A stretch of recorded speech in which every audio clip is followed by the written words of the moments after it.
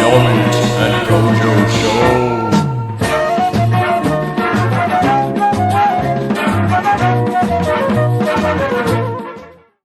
How's everybody doing? I'm just gonna shameless plug. Just dropped these brand new tees and hoodies and shorts for the Society Sports Collection. What are you giggling about? I was just plugging. Okay, all right. I was just telling everyone to go and buy the clothing I just released. Yeah, make sure you buy Society. If you do one thing today, make sure you buy Society. Above food.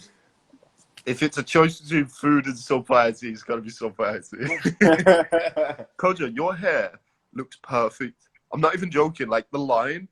Thanks. And yeah, you've done a good job with that. I did a little razor at the front. Oh, that's lovely. What you saying? Not much, mate. Being Well, I'm saying a lot.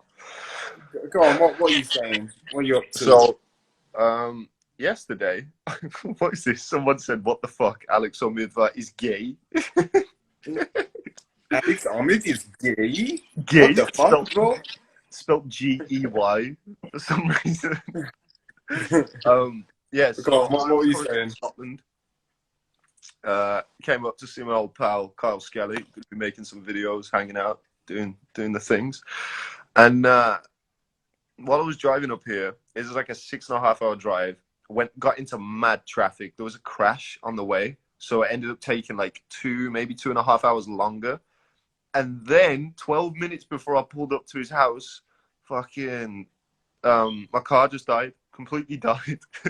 The power steering went. So I'm driving on an A road, so I was doing like 70 miles an hour, and then the lights on the dashboard started flickering.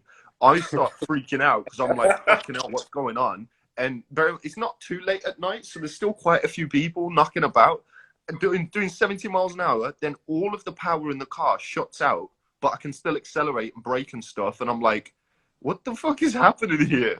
Then the power steering goes on my car, so I'm like having to turn the wheel with like all of my muscle, and then pulled over onto a side road, and now my car's fucked. So I live here now. Well, you kind of lucky it happened right when you got to Scotland, though. Yeah, if I was like 3 hours away or like whatever, that'd be the worst. Oh, yeah. So what are you doing? What videos you making with Kyle? So we're gonna go to Hadouken because I've never actually been to Hadouken. You've never been? Nah, I've never been. For whatever reason, I think the first few times I was injured / coming off the back of my ACL injury, and then for whatever reason I just haven't been to it since. But yeah, we're gonna climb Ben Nevis, I think, and we're gonna do lots of flips-based videos like in and around like Glasgow, Edinburgh. I think I'm gonna go and see Little Peen. And yeah, I don't know. We don't have like a proper plan yet because we ended up staying up really late last night, and I was exhausted, so I slept in this morning and stuff. And then today we've just been chilling really, and I've been sorting everything for the new release. So yeah, what you saying? What you been up to? Fair. So, I've just been changing things with the old Flips website, the old Kojo's Trick Lab. What you changing? You Well, turn it into a curling website. Kojo's Curl Lab. You got it. You got it in one.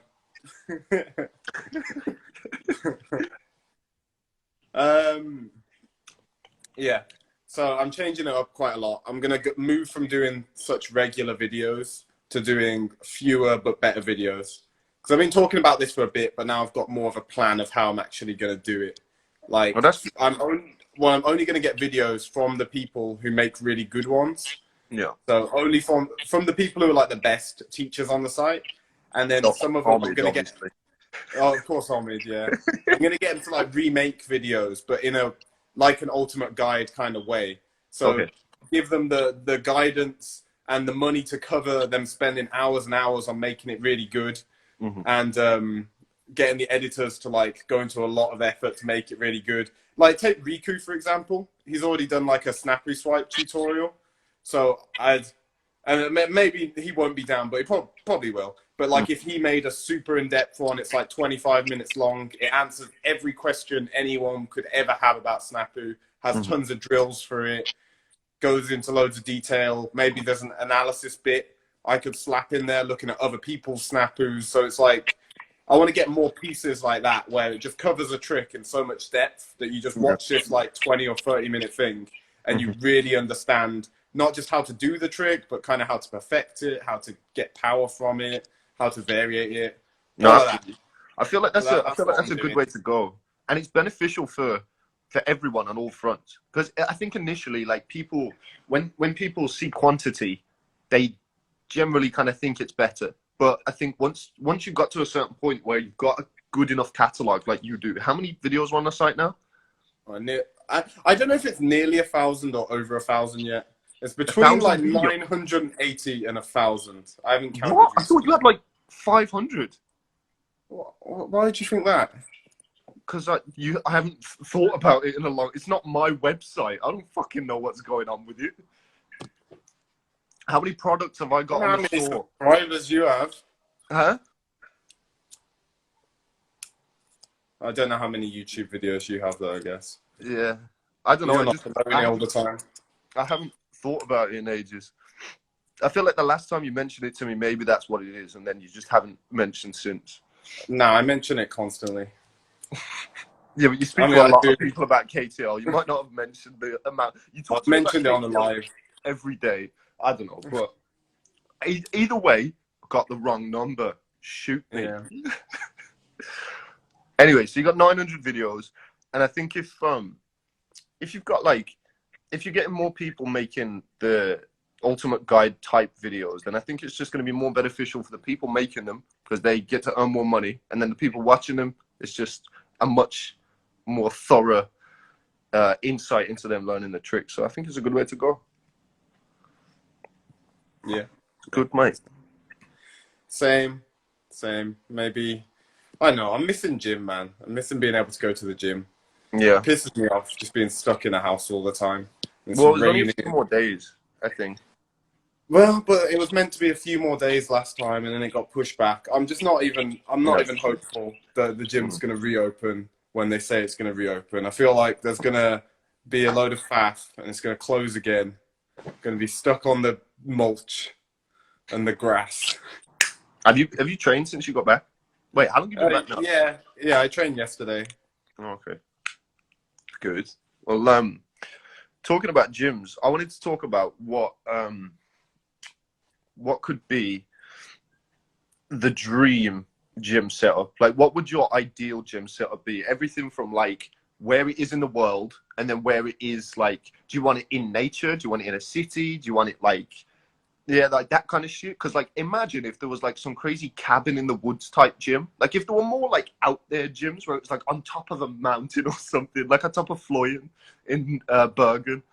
And then it's like the whole side of it's glass and you can see the whole of Bergen. Like, I don't know, but yeah, that, and then down to the equipment and yeah, just that kind of shit. Like, what would be your dream gym setup? All right, dream. So first off, I think the equipment is what we'd have to figure out first. Yeah. You obviously want really nice spring floor, like Tundra's one, but bigger.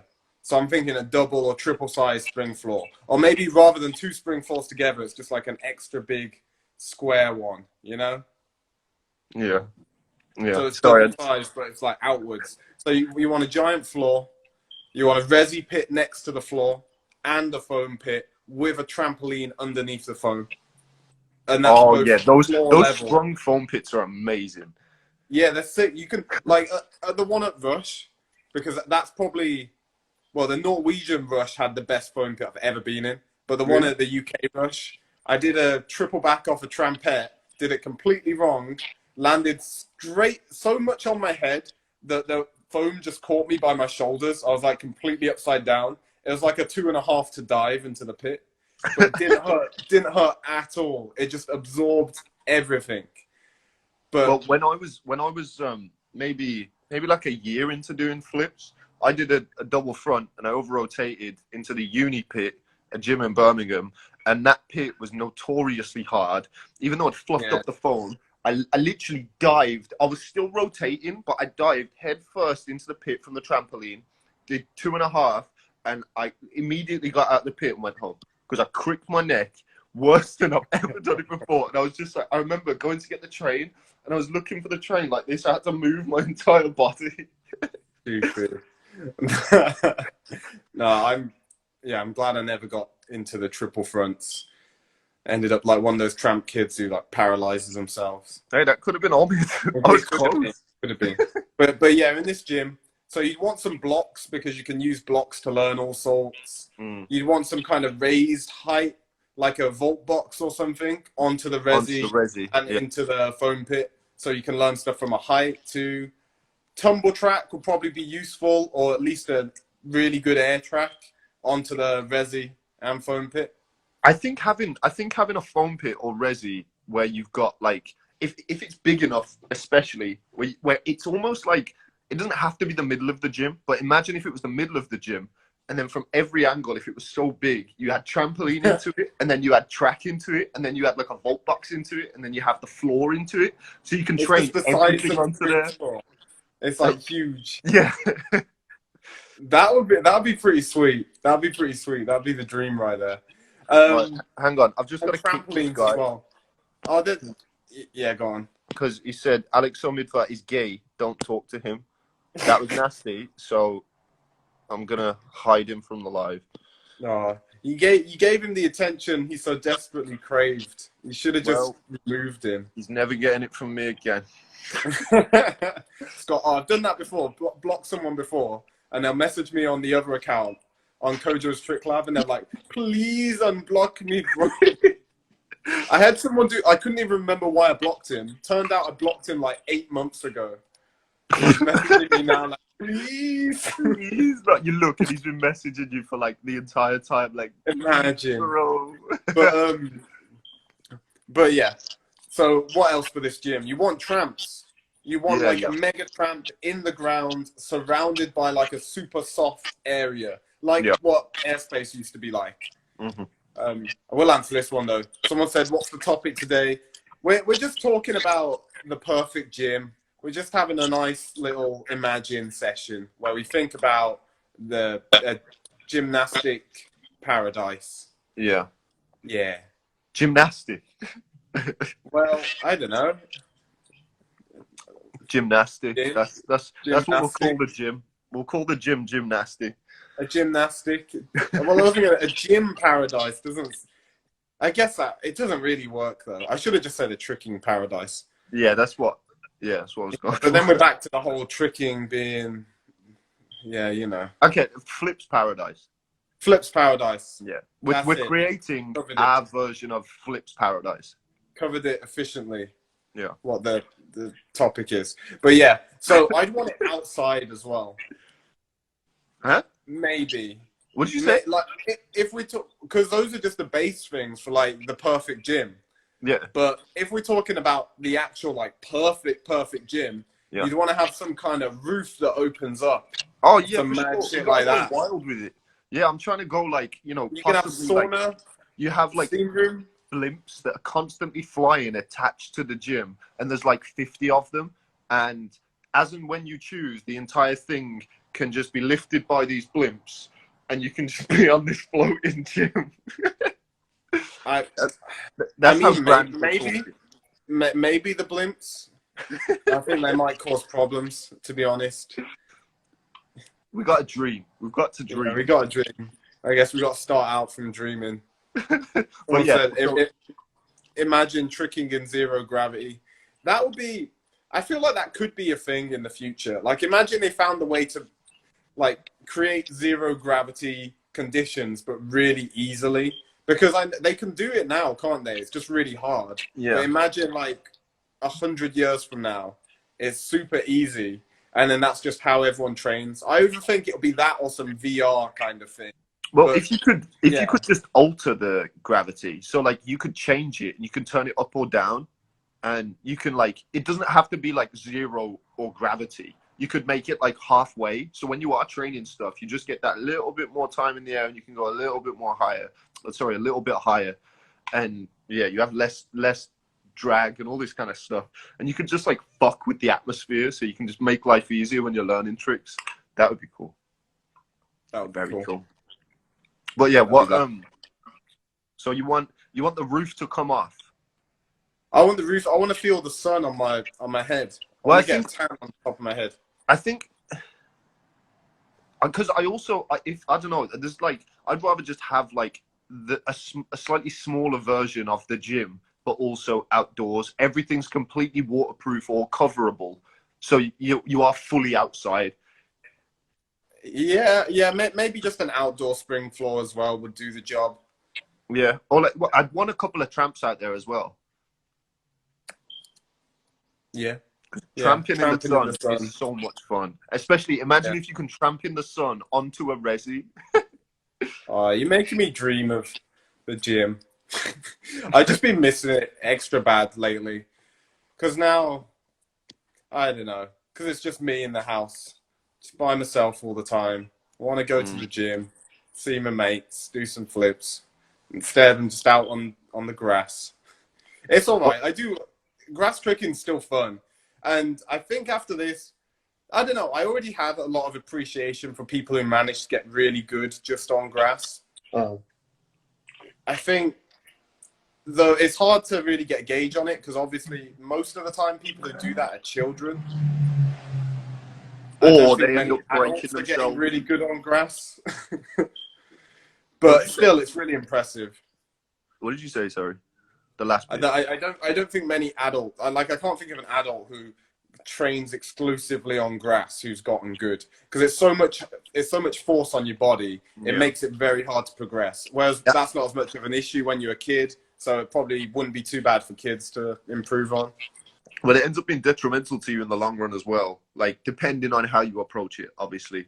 But the amount of people that we've seen over the years that just end up like constantly being injured, and like they don't even have to be bailing all the time. It's just like if you're doing the wrong tricks on grass, you're gonna fuck yourself up. Yeah, no, that's why I stay away. I try and get it out of my head because sometimes I like think, oh, I could do this combo, and it'd be some combo that's not like super hard. Obviously, I could just do it in the gym absolutely fine, and I know I could do it on the grass fine as well. But I know there's going to be a cost. Like even if I land it, I know there's a cost that comes with it, with how my body's going to hurt afterwards.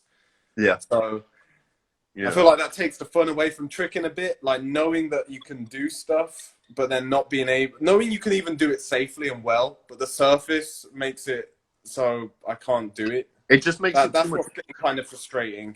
Well, because it's not free at that point. It loses that element of freedom, but it just it depends on like the way that you're viewing it. Like I try not to think, like honestly, I try not to think about doing anything above mainly just like single twists. I don't do double twists on grass that often, and it's because I'm not thinking about it, I'm not as concerned. I'm more just like, ooh, I can start working on gainer X outs and gainer rocket boys and all this kind of stuff, and like I know I'm going to be getting stronger, and like I don't need to keep doing dub over and over again so that when I get in the gym I can bang out, you know, all this power stuff, because once I get back in the gym I can incrementally build it up there. But again, it just comes down to the perspective that you have. It's about the fun part as well. Like I miss just flying around all crazy in the gym. Yeah, no, I feel you. To like really put force into something and it feels good. Yeah. But yeah, it'll come around. Their gyms are meant to open in a week. Well, Weights Gym's open today, didn't they? I'm just skeptical now. You are? Weights Gym's open today, didn't they? I'm really excited to get back in the Weights Gym and just like really exert some force. Because like I feel like even queues and you got to book a time and shit. Oh fucking hell. I don't know. I just feel like I've been, obviously because of lockdown, like it's a lot harder for me to like really push myself physically in the ways that I enjoy the most. Like lifting really heavy weights, doing a super heavy leg session, and having a super heavy gym set, like trick session, that it just makes me feel like nothing else. So yeah, I don't know. Again, though, this isn't about us just whinging about how we don't have the gym, because we need to be in a positive mentality. It's something that's going on right now. The old Covies sweeping the nation. No, it's not that funny though, is it? But it kind of is as well. But yeah, this whole pandemic. Oh, you broke up. I just heard you laughing at the end. I was just laughing at COVID. Oh, COVID. Yeah, just about the COVID. You know, Yeah. the pandemic, the global pandemic. The pandemic that's killed thousands. Just laughing about it. Yeah, yeah. That's what I was laughing about. Yeah. But yeah, hopefully it passes soon so I can do me flips, eh? That's the most important thing. Here. That's all anyone cares about. That's all anyone should care about. Kojo needs to do his flips. Otherwise, he's going to be pissed off with Omid when he speaks to him. I'm going to be ranting. Someone asked, what can you do on leg press? Everything. I like asking questions like that. For about 3 years now, and everybody asks me how tall I am, I just say massive. I never say how tall I am. The longest you. I'm the tallest man on earth. Anyway, back to the gym. So, you want the retractable roof. You want an outdoor spring floor, tramps. What else do we need? It's like we're saying all of this. We're saying all of this, but if I had a normal size spring floor and a crash mat, I'd be pretty set, to be honest. Yeah, but it's not what we're talking about, is it, mate? Nah, but that's what I'm going for. That's what I dream of. No, I mean, it doesn't have to be the most. It doesn't have to be what? The most. Yeah. Yeah, but I think Tundra's pretty close to the perfect gym. If it just had trampolines. Does it have, does it have trampoline? The one with the blue floor, it's literally just a floor and then that like kind of resi pit thing. See, that's kind of all you need. Dude, it's a pretty good size as well. Like the floor takes up literally the whole room. It's great. Because it just goes like straight floor to the resi thing. But Yeah. Scar said a good one. Sauna, steam room, and also weight section. Weight section with a PT that literally just runs around and everyone. And he rubs you as well. Oh, no. We've got a different man to rub you. Different man. We've got Pete to rub us.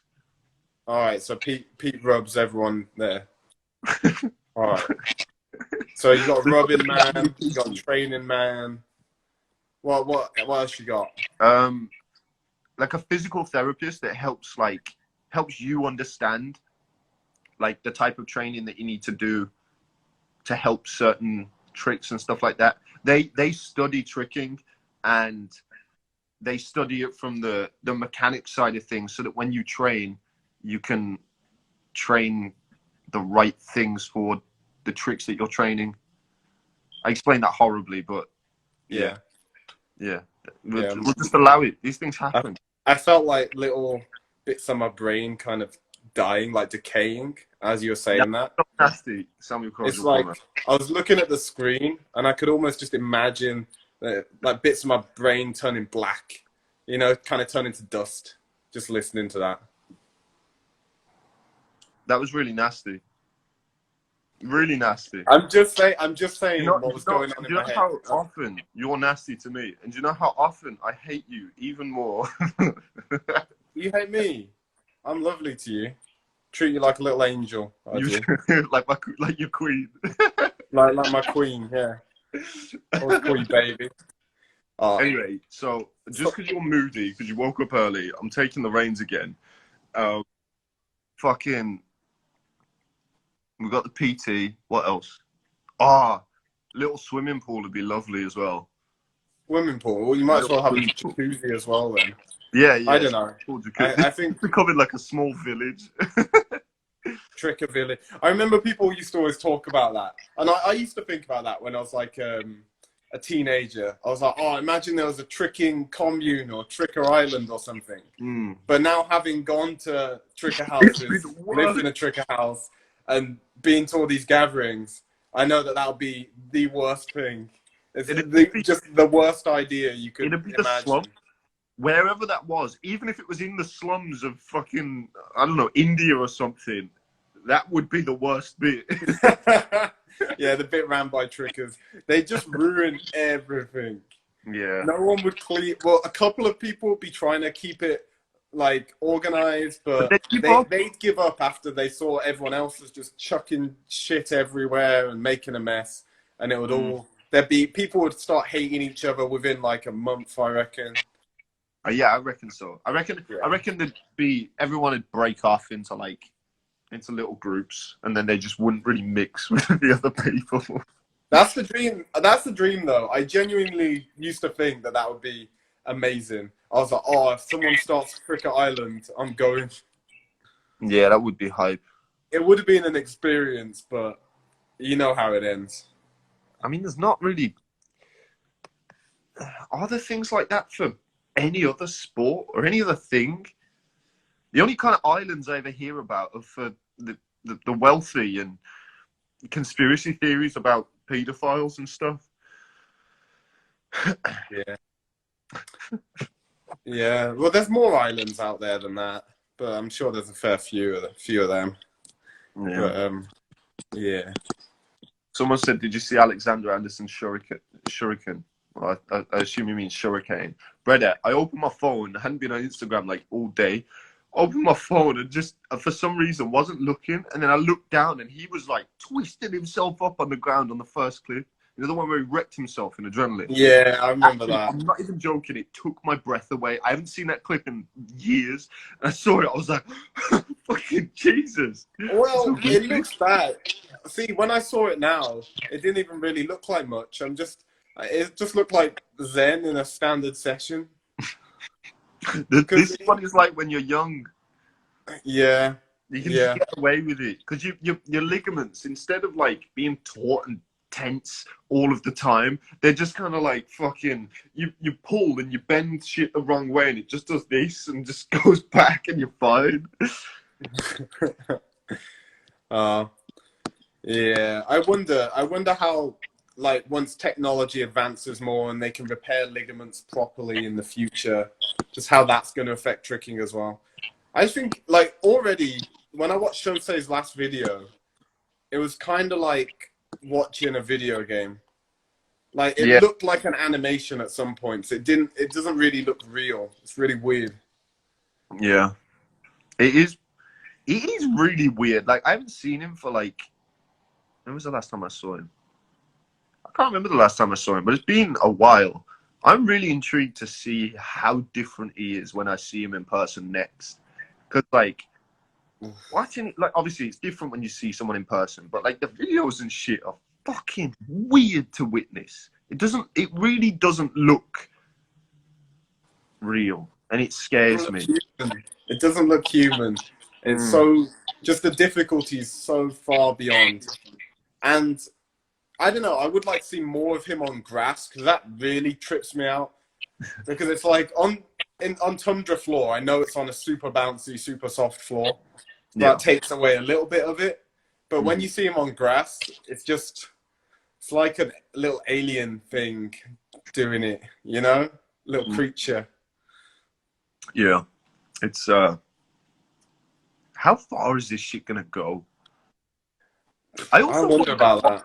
I also wonder what it's like for people that have not been tricking for as long.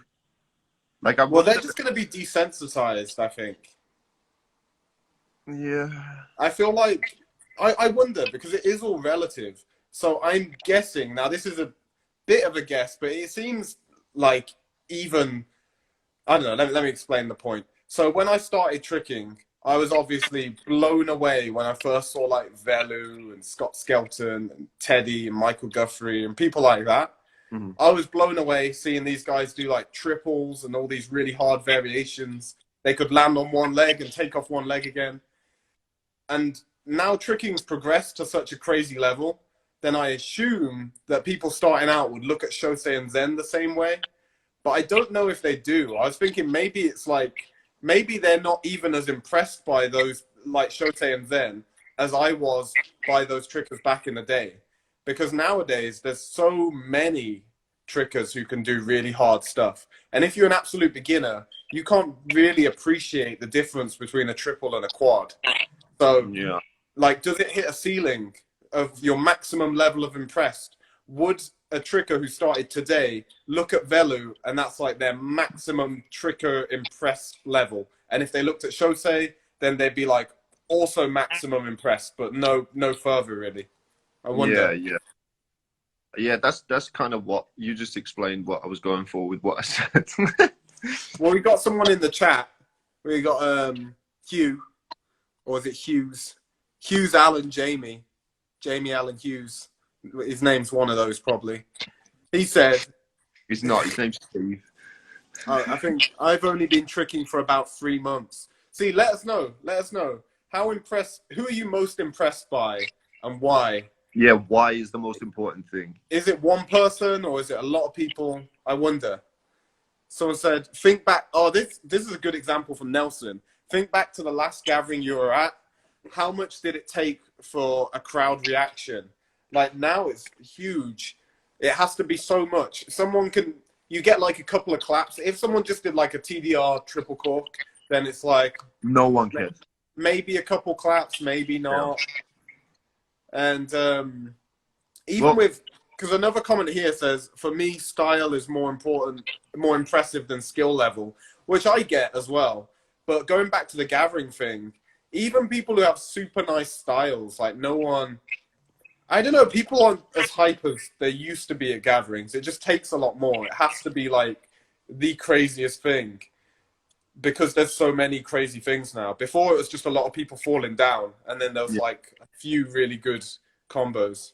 I don't know. It's so crazy to think what gatherings are going to be like once everyone does go back. Once the world does go back, like the first huge gathering that's gonna pop off. I feel like it's gonna be like if Hooked happens this year, for example. I feel like it's gonna be fucking lunacy because like we've kind of got that. Like we've spoke about it in one of the other lives where we talked about like not seeing people's footage or seeing them in person. We have seen people's footage, but we haven't seen them in person, and it changes everything when you see them in person. And it's been for a long period of time now, so I feel like it's going to be like the biggest leap that tricking's had in this generation. Anyway, we've seen all of the clips though, and it's not been that long a time. Well, it's been like what, 5 months, 6 months? Yeah. So by Hooked, it would have been a year, and it's like, which is normal. Okay, but compare. Yeah, that is true. Actually, I don't know. I admit I got. It's a little bit different if I'm going to do a lot of gatherings more frequently and stuff, because I do end up seeing these people, and you kind of don't see it like progress as much. Well, Scarlett said how OMG is in October, which I'm aware of. I was just talking to the organizer today, because I don't know. I was meant to go, and I do want to go as well, but I can't confirm it at the moment because, I haven't planned out where I'm going to be then. So, I would like to go if I can. Yeah, that's fair. I think people like Ethan Turner, who have really good style, or who get the crowd. That's true. I mean, Ethan Turner does get the people going. I think it just takes, like, you can still get people hype. It just takes a bit more. Well, Ethan does because so many trickers look the same and really, really hard things. Yeah, but they're not just really hard things, because that doesn't quite do it. You can do really hard things. It still doesn't get people super excited. It's got to have a bit more to it. It's got to have that kind of Ethan's tricks are very much kind of put on a show. Like he really extends to the limits, and you're like, whoa. He's not just doing tricks really nice. It's kind of a bit beyond that. And not just doing really difficult stuff either.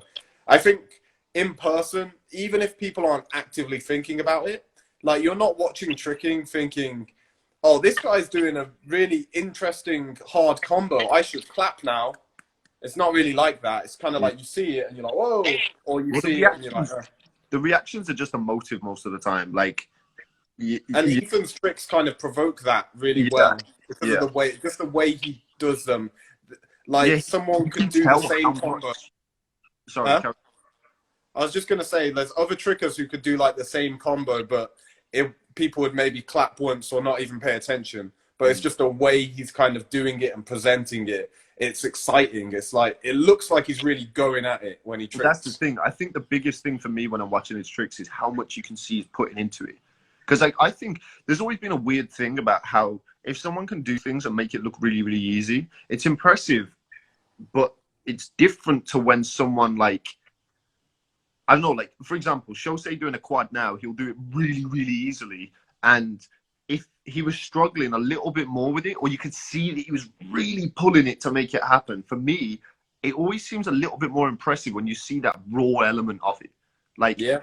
And I don't know, I've never really understood that, honestly. Like, from my own thoughts, like, I just kind of see it. And it's like, even if it does look a little bit harder than someone else's, like, I still prefer it to the super easy version. Jesus is my blessing. Shaquan, that's his tricking all over. Yeah. Like, it looks really cool because it looks like he's putting tons of effort in. Even if he's just doing a big full variation, it looks like he's putting so much into it, which makes it more exciting. And I think that's, I don't know, I think that's just a natural kind of response, a human response, rather than you actually thinking about it. Because if you were going to approach it logically, then you'd think, well, this guy's doing it, and it's like it doesn't even seem that hard for him. Therefore, that's more impressive to me. But that's not really how our brains think about tricks. It's more just the feeling that we get from watching them. And when you see someone trying really, really hard, then it's going to make you, like, inside your head, like, subconsciously, you're going to be thinking, wow, that's really impressive. Like, even me, watching tricks for 10 years straight, when I see Shaquan, Jesus is my blessing, do something, and it looks like he's putting tons of power in, then I think, damn, that's really impressive. When I've seen people do the same thing with another twist with ease. You know? Yeah, no, it's true. One of these comments. Go on, you read one.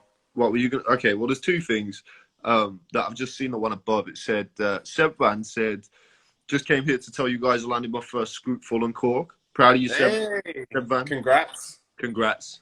Good looking. Get scoop full swing cork. Get working on it, boyo. Right. And then the other one was also when someone puts effort into flexibility, tricks look more impressive. Yeah, I think when you can tell that, like, someone like, we always talk about him, but like Mason Rowley, it's his flexibility plus the addition of the natural style of his movement. Like, I feel like if I just saw him walking down the street, it would be different. Do you know what I mean? Like, I've not actually seen him. Well, from your experience of meeting him, like, does he just move differently in general? I mean, I don't know what you mean. Really. Well, he just kind of walks, stands, you know, sits sometimes. Okay. Sometimes he lays down. Sometimes he does. Just time to time. He can lay on his front, he can lay on his back, and if he's feeling fruity, he lays on his side. But I don't know. He's got very open hips. Yeah, he does have very open hips. But you've said it about me in the past, where like you'll say like the way that I move is like Omid, this character that you perceive. You know what I mean? That's because of your bow legs. I know, but that's what I thought maybe Mason would move in a different way as well. But anyway, back to the original point was like, go on.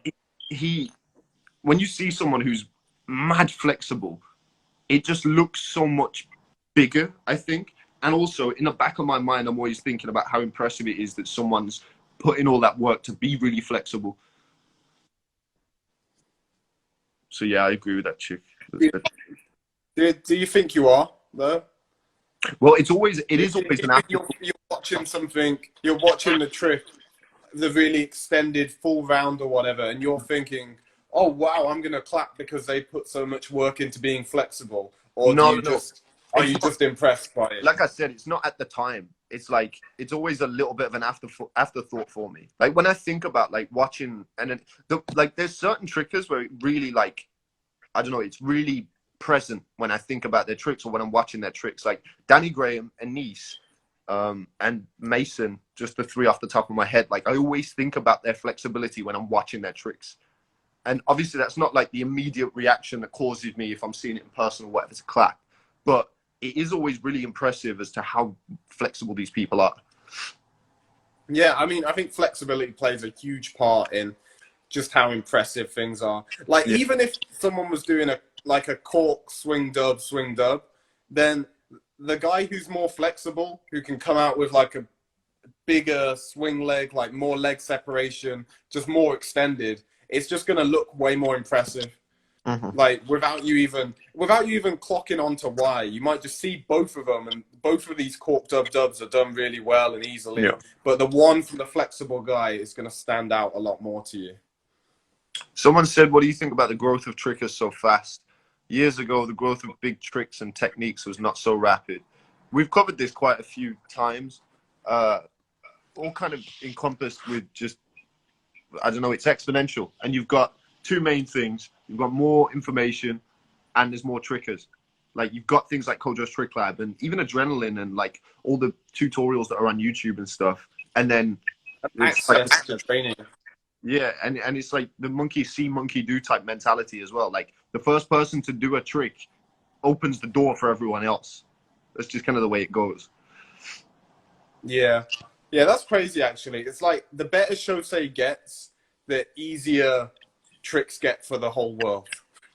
Yeah. Like once Shosei can do like quad, swing, quad, then dub will be like a pretty beginner level thing for people to do. Well, a lot of the time, like when someone lands something, and I wonder how, actually, that's an interesting one. I wonder how different this is going to be because Shosei is so far ahead.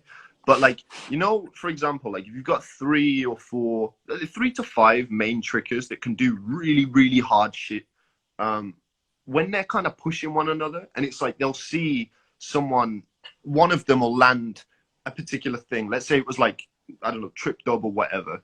And then it lights a fire under the ass of one of the other guys a lot more because it is kind of attainable for them.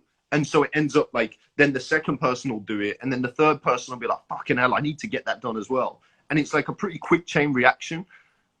I wonder if Shosei just keeps going and keeps going and keeps going, if that'll kind of peter off a little bit. Because like when people are watching Mike, like back in the day, everyone would be like, I want to be like Mike, but they can't. You know what I mean? No. What's your point? I wonder if it's gonna peter off? It'll come to a head with Shosei, and then everyone else will catch up again, and then it will keep going. Or if we'll just keep getting more and more people that are progressing at a similar rate to Shosei as time progresses. Because for the past few years, we've only seen one person right at the top of the game, and then now it's like Shosei's right at the top of the game, and everyone else is just not on the same level. I still don't really understand what the point you're trying to make is, but I think the point you're trying to make, I don't know. Well, I'll tell you what I think would happen though. Like when Shosei is not the best tricker, then there'll be someone else who's the best tricker, and they'll be doing mad shit. And there'll always be someone who's doing madder shit than everyone else. Okay. Like what are you trying? What is the how point big is the gap? How big is the gap gonna be, and how? The gap between who? Huh? The gap. What gap? Between Shosei and then like the next best. It will keep getting bigger until he either gets injured or something happens, and then it'll get smaller, and then someone else will be the best, and the gap will get bigger, and the process will repeat. Yeah.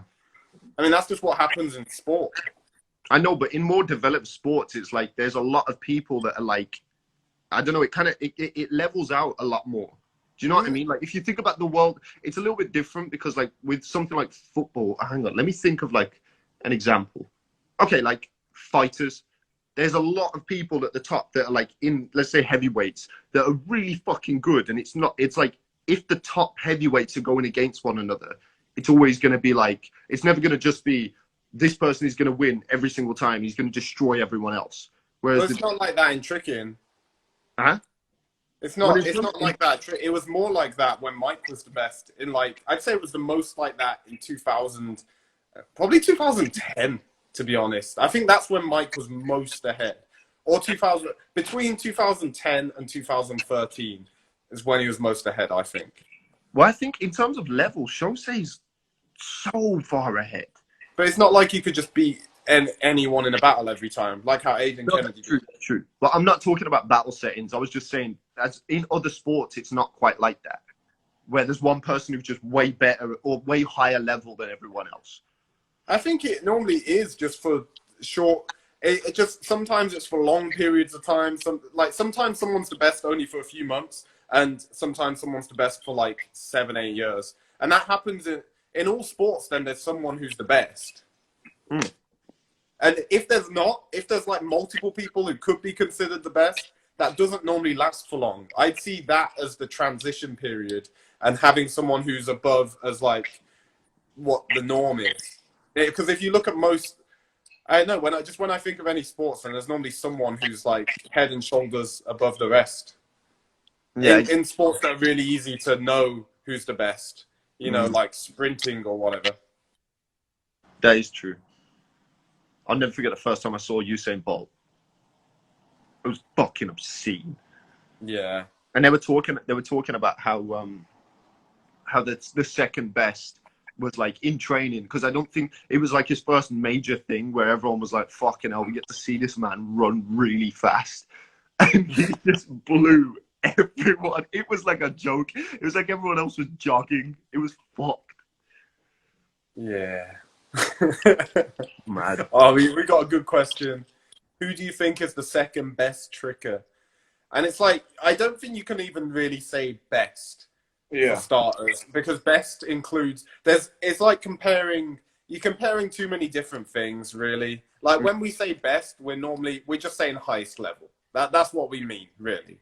I think that's what most people mean when they say best.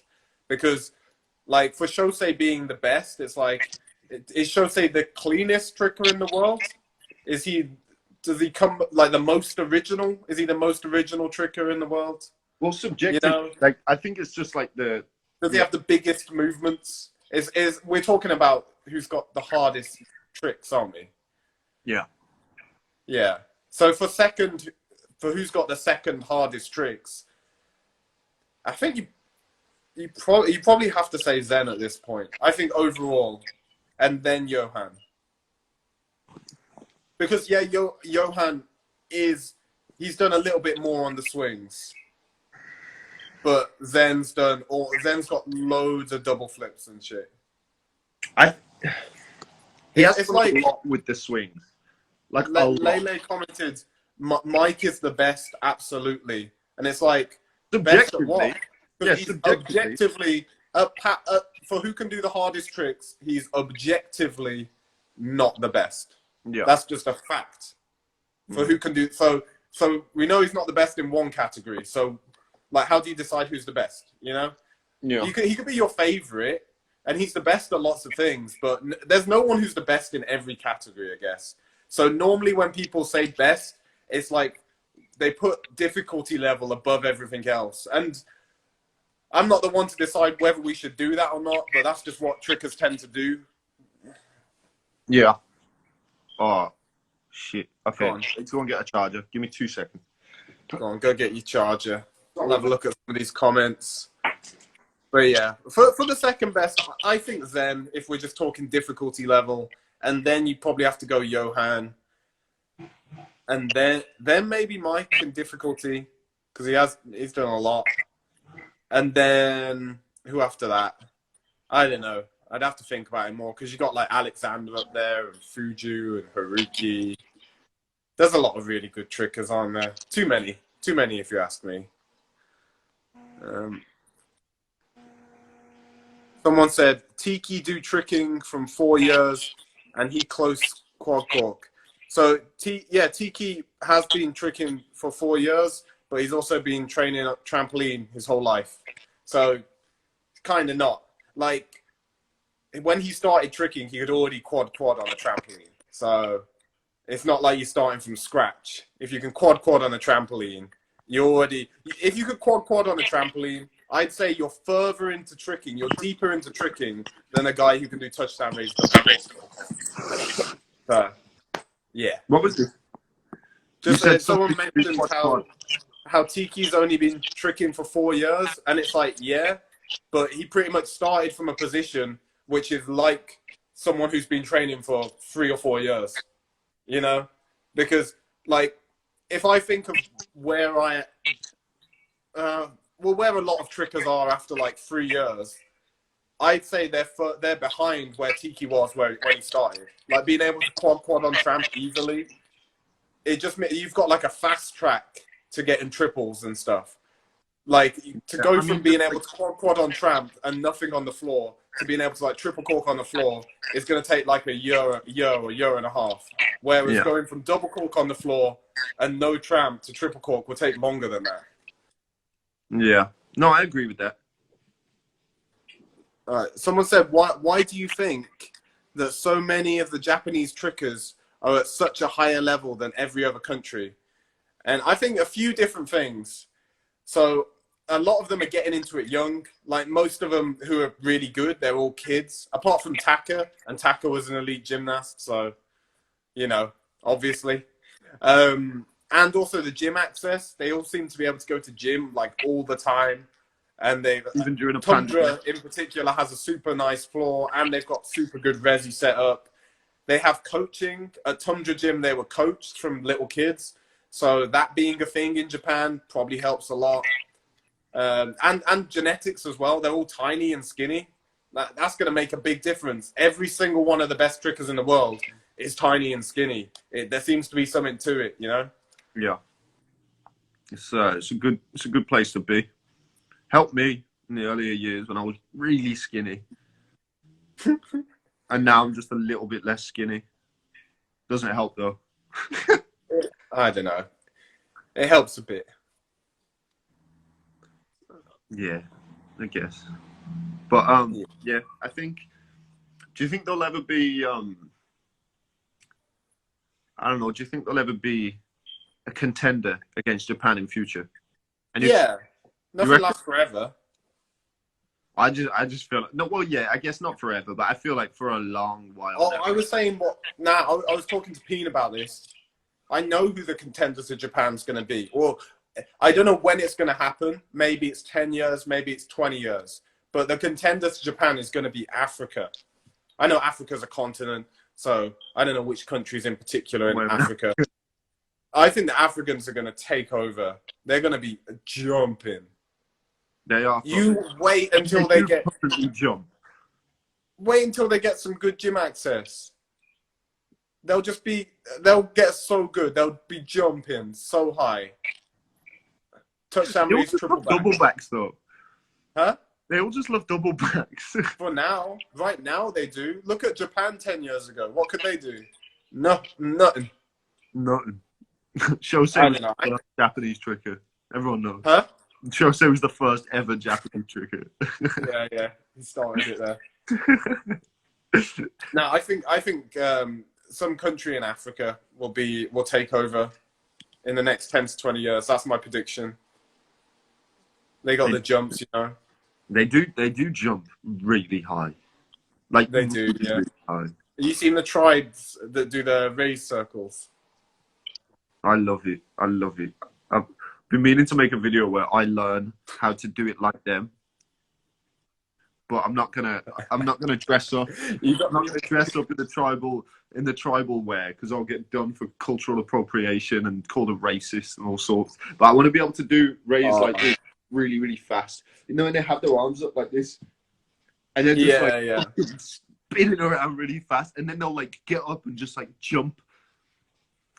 Yeah, I think you need to get one of the tribal outfits and make that video. I can't. I'll get cancelled before I even No, start. you won't. Yeah, but that would be the best thing for you. You know how many views you get? If there was a BuzzFeed article about you, it would blow you up. I can't get cancelled. I can't do it. It'd be too easy to take me down. It would be funny though. It'd be something going on, you know. Yeah, for you. Yeah. I don't know. Yeah. What was this? Why are you getting mad? Someone's getting mad. Yeah, you get more dickheads in your chat than I do in mine. You're attracting dickheads to follow you. I think it's the fucking Nah, but think, before you kick him out, like think about it for a second, because I don't watch any live streams. But imagine watching a live stream of two random men who do flips and then being mad about it. Like that's what you're doing with your time. Like we're just and then telling the people that no one cares what they have to say, when it's like, if we weren't doing this live, we'd be on the phone having the exact same conversation. We just let other people just see killing it. time. You know what I'm saying? But just good for the algorithm, eh? I don't know. I don't really understand those people. It's because I don't because I feel shit sometimes and like life's not going well, but I guess I don't express it in that way. Like it wouldn't make me feel any better trying to like call people strangers names on the internet. So I don't really get it. Like I understand kind of lashing out because you're upset about something going on in your life, but I don't do it towards, it's just weird, isn't it? It's a bit sad. Weird. But yeah. I mean, it's like the last comment this guy put was shush. And it's like, you're spending your time listening to, you're actively choosing to listen to what we have to say. We're not forcing you. It's not like this is the whole of Instagram. There's millions and millions of other things that you can do on here, other things that you can see and listen to. But instead you're spending your time telling us to not do what we're doing. I don't know, but people talk about, just on like anything, on any YouTube video or any like podcast, people are always talking about that kind of person. And it's just, they're all just fed up and miserable with their boring, destroying life. You gotta think, like, life's probably not going well. Yeah. They just wanted that. So again, we've given him some attention, so I guess that'll make him feel a little bit better about things, you know? Yeah. Yeah, I don't know. It's probably best I just ignore most of them or just block them. Yeah. But, well, I'm going to go on this guy's page and have a look at him. I bet we could review it in the next video. I bet he's either terrible. He can do like tornado or B-twist or something, or he just can't do shit. Can't do any tricks at all. Maybe can't do any trick. Well, why is he even watching this? I don't know. I'm intrigued though. I'm going to take a screenshot real quick so I know who it is. Lovely. All right. I don't know. It's something to do, isn't it? Yeah. Something to do. Well, we hope things get better for you, James. We hope things get better for everyone. Yeah. I know everyone who's locked down right now. Then keep your head up.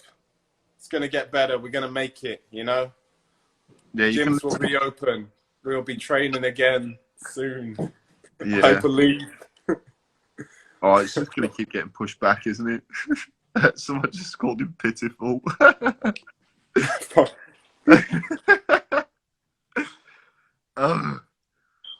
Yeah. So that Kim's comment pretty much sums up what we're doing here as well. I know we're a bit tired today, but we tried to just do the lives anyway, even if we don't feel so great. But he said, I really enjoy these lives because I feel like I can finally talk about tricking with other people who gets it. And it's like, yes, that's what this is meant to be about. Being able to just openly be kind of obsessed with tricking and just talk about all this random tricking shit that doesn't really matter, but you can't talk to your normal friends about it because they don't care. Like, no one cares about tricking. You can't talk to your family. So you got the Omid Kojo Show where we talk about those things that no one else talks about. Yeah, and that's what we're doing.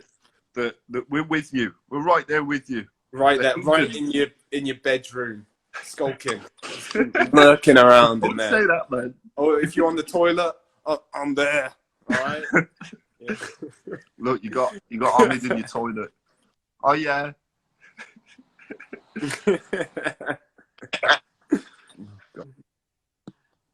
I don't know. This I enjoy doing the lives though. What do you guys think? Do you enjoy? Oh shit, there's 30 seconds left. Let us know if you're watching on YouTube. Subscribe to the YouTube channel. Thank you for joining us live, and we hope you enjoyed it. We'll have some more topics next time. We'll have more topics. It won't be as tired alive. We're gonna have some sleep before the next one. Also, share this IGTV or just share the fact that you've been watching the Omid Kojo Show on your story, and we'll love you forever.